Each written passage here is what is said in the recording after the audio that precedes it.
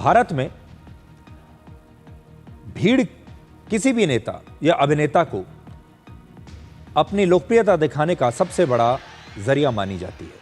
अगर आपने देखा होगा, किसी भी नेता या अभिनेता को अपनी लोकप्रियता दिखानी हो तो वो तस्वीरों के जरिए ये दिखाने की कोशिश करता है कि उसे देखने के लिए या उसे सुनने के लिए कितनी बड़ी संख्या में भीड़ आती है। इसलिए हमारे देश में भीड़ को लोकप्रियता का सबसे बड़ा मापदंड माना जाता है और देश के बड़े बड़े नेता, बड़े बड़े अभिनेता इसी भीड़ की तस्वीरें बनाकर, वीडियो बनाकर अपने प्रचार के लिए इस्तेमाल करते हैं और कहते हैं कि देखिए मेरी लोकप्रियता, कितने लोग मुझे देखने के लिए और सुनने के लिए आते हैं। और इसी से आप लोग भी अंदाज़ा लगाते हैं कि कौन नेता या अभिनेता कितना लोकप्रिय है। आप कह सकते हैं कि हमारे देश में भीड़ प्रचार तंत्र का एक माध्यम बनकर रह गई है। इस भीड़ में लाखों मासूम लोग आते हैं। ये कार्यकर्ता होते हैं, प्रशंसक होते हैं, फैन होते हैं जो अपने पसंदीदा नेता या अभिनेता की एक झलक देखने के लिए घंटों तक भूखे प्यासे गर्मी में खड़े रहते हैं। लेकिन वो ये नहीं जानते कि रैली स्थल पर मौजूद हजारों या लाखों की भीड़ वो एक वस्तु की तरह इस्तेमाल हो जाएंगे। इसलिए चाहे किसी नेता की रैली हो या फिल्म अभिनेता की कोई नई फिल्म की रिलीज हो, विशाल भीड़ की तस्वीरों के बिना इन्हें फ्लॉप माना जाता है और फिर कई बार यही मासूम लोग इसी भीड़ की बोझ के नीचे दब जाते हैं। और आज हमारा जो ये विश्लेषण है, ये उन लोगों के लिए है जो मासूम लोग हजारों की संख्या में, लाखों की संख्या में इस भीड़ में शामिल होते हैं अपने नेता को देखने के लिए, अपने मनपसंद अभिनेता की एक झलक पाने के लिए। लेकिन इन लोगों को यह नहीं पता होता कि असल में इनका इस्तेमाल हो रहा है। ये सारे जो लोग आपको दिखाई दे रहे हैं इन तस्वीरों में, असल में इनका इस्तेमाल हो रहा है। ये जानते भी नहीं कि ये इस्तेमाल की चीज बन चुके हैं। तमिलनाडु के करूर जिला में शनिवार को ऐसा ही हुआ जब अभिनेता से नेता बने विजय की रैली में एक बड़ा हादसा हो गया। विजय वहां के एक बहुत बड़े सुपरस्टार हैं। इस रैली में 41 लोगों की मौत हो गई जबकि 67 लोग घायल हुए। मरने वालों में 16 महिलाएं हैं और 10 बच्चे भी हैं। अब सोचिए, बच्चे यहां क्या कर रहे होंगे, महिलाएं यहां क्यों आई होंगी। सबसे पहले आप हादसे के बाद की इन तस्वीरों को देखिए। सड़क के किनारे बिखरा हुआ ये सामान, जूते चप्पल, इन्हें जरा देखिए। और ये चीख चीख कर लापरवाही के सारे सबूत दे रहे हैं। इससे ये अंदाजा लग सकता है कि इस रैली के दौरान कितनी भीड़ रही होगी और उसके लिए कितने कम इंतजाम थे। उस भीड़ के लिए सुरक्षा का कोई इंतजाम ही नहीं था। इस रैली में 10,000 लोगों के आने की उम्मीद थी, लेकिन 27,000 से ज्यादा लोग पहुंच गए। इतने सारे लोगों को नियंत्रित करने के लिए वहां पर मुश्किल से 500 पुलिसकर्मी मौजूद थे। 51 वर्ष के विजय दक्षिण भारत के एक बहुत बड़े सुपरस्टार हैं। उनके फैंस उन्हें थलापति भी कहते हैं। 2024 में विजय ने अपनी एक अलग पार्टी बनाई जिसका नाम है TVK और इस नाम से उन्होंने अपनी पार्टी लॉन्च की। अब वो तमिलनाडु में 2026 का विधानसभा चुनाव लड़ने की तैयारी कर रहे हैं। इसलिए वो पूरे राज्य में आजकल रैलियां कर रहे हैं और 27 सितंबर को भी करूर में उन्होंने अपनी ये रैली आयोजित की थी। अब आपको हादसे से पहले का वीडियो दिखाते हैं जब विजय लोगों को संबोधित कर रहे थे और इन तस्वीरों में आप देख पाएंगे कि भीड़ कितनी ज्यादा है। हर व्यक्ति उनकी एक झलक पाना चाहता है। चेन्नई से करीब 384 किलोमीटर दूर करूर एक विधानसभा सीट है। यह रैली रात करीब 8 बजे के आसपास शुरू हुई थी और रात के अंधेरे में इसमें अचानक भगदड़ मच गई और ज्यादातर लोगों की मौत दम घुटने की वजह से हुई।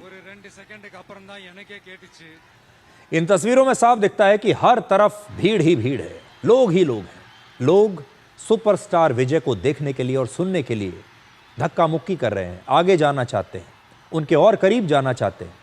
भीड़ की लहरें बिल्कुल वैसे ही लग रही थीं जैसे ये कोई समुद्र की लहर हो। यह रैली असल में दोपहर 3 बजे होनी थी, लेकिन विजय लेट हो गए और 3 बजे की बजाय ये रात करीब 8 बजे यानी पूरे 5 घंटे की देरी के साथ वहां पर पहुंचे। तब तक लोग गर्मी में भूखे प्यासे खड़े रहे, तब तक लोग थक चुके थे।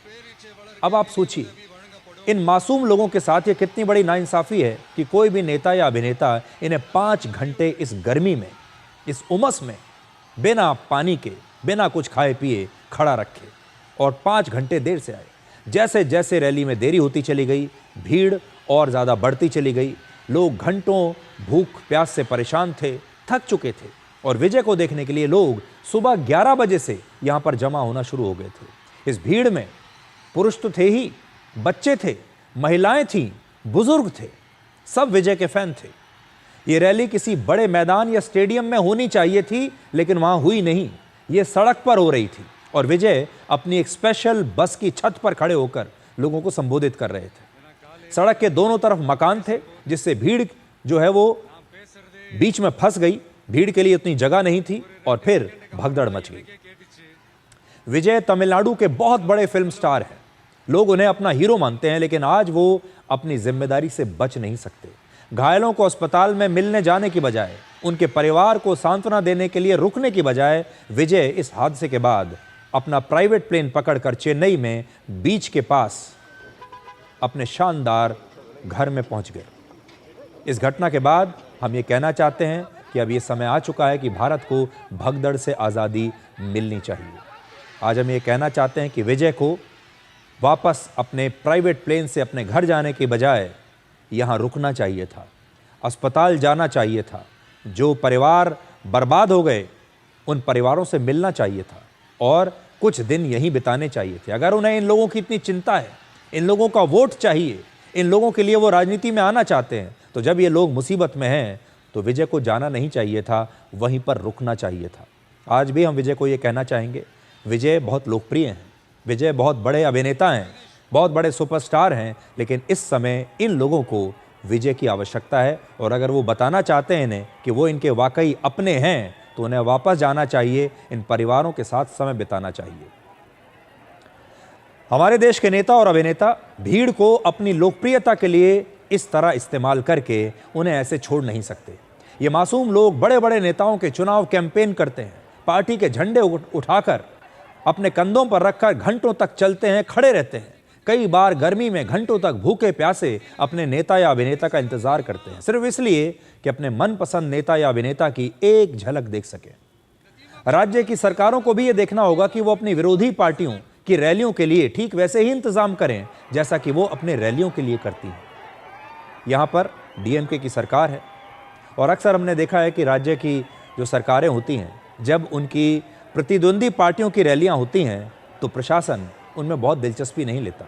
कई बार उसमें पूरे इंतज़ाम नहीं किए जाते, लोगों की सुरक्षा के इंतज़ाम नहीं किए जाते, पुलिस का बंदोबस्त नहीं किया जाता, क्योंकि वो जानते हैं कि ये तो विरोधी पक्ष की रैली है, इसलिए उसमें उनकी कोई दिलचस्पी नहीं। लेकिन ये राज्य सरकार की जिम्मेदारी है।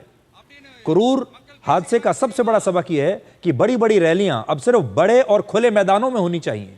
इस रैली में आने, प्रवेश का और बाहर जाने का रास्ता, जो द्वार है, वो बिल्कुल बड़ा होना चाहिए और साफ होना चाहिए। आयोजकों को भीड़ के मैनेजमेंट के लिए पहले से पूरी तैयारी करके रखनी होगी। किसी भी तरह की इमरजेंसी के लिए उन्हें ambulance, medical team, oxygen support, first aid की व्यवस्था पहले से रखनी चाहिए।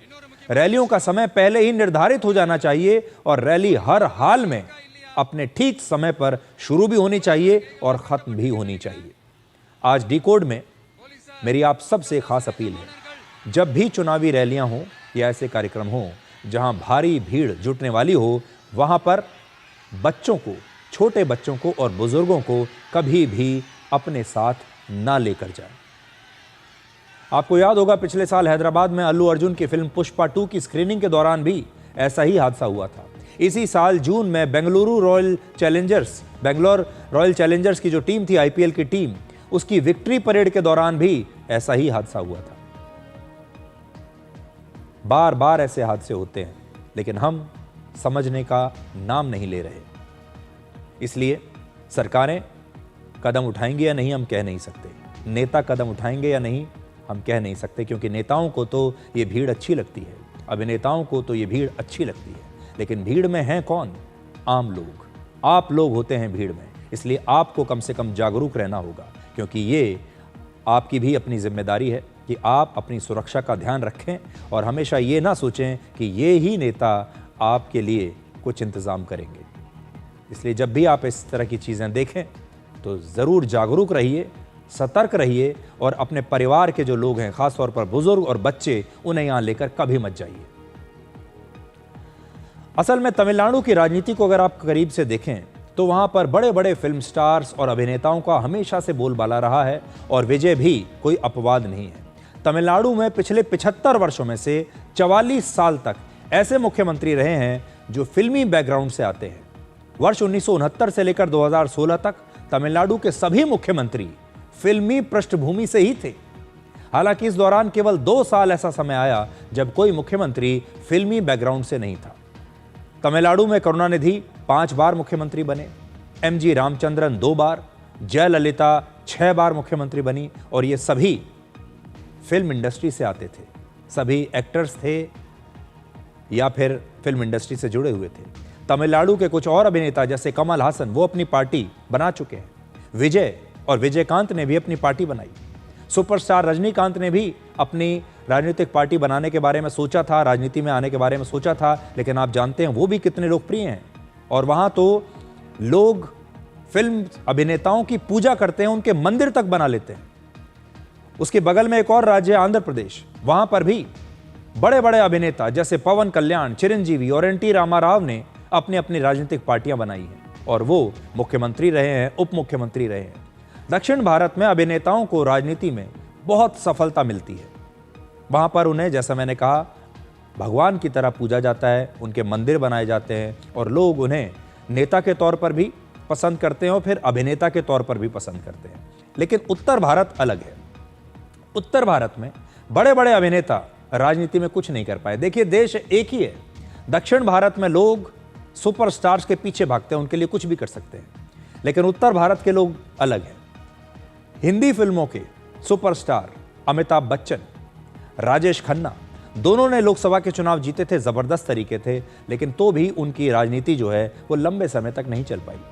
दक्षिण भारत के नेता राजनीति में तो हिट हो ही रहे हैं, दक्षिण भारत की फिल्में भी अब पूरे देश में सुपर हिट हो रही हैं और आज देश भर में दक्षिण भारतीय फिल्मों को पसंद किया जा रहा है। पिछले साल दक्षिण भारतीय फिल्मों ने 5,500 करोड़ रुपए की कमाई की, जो हिंदी सिनेमा का लगभग 21% है।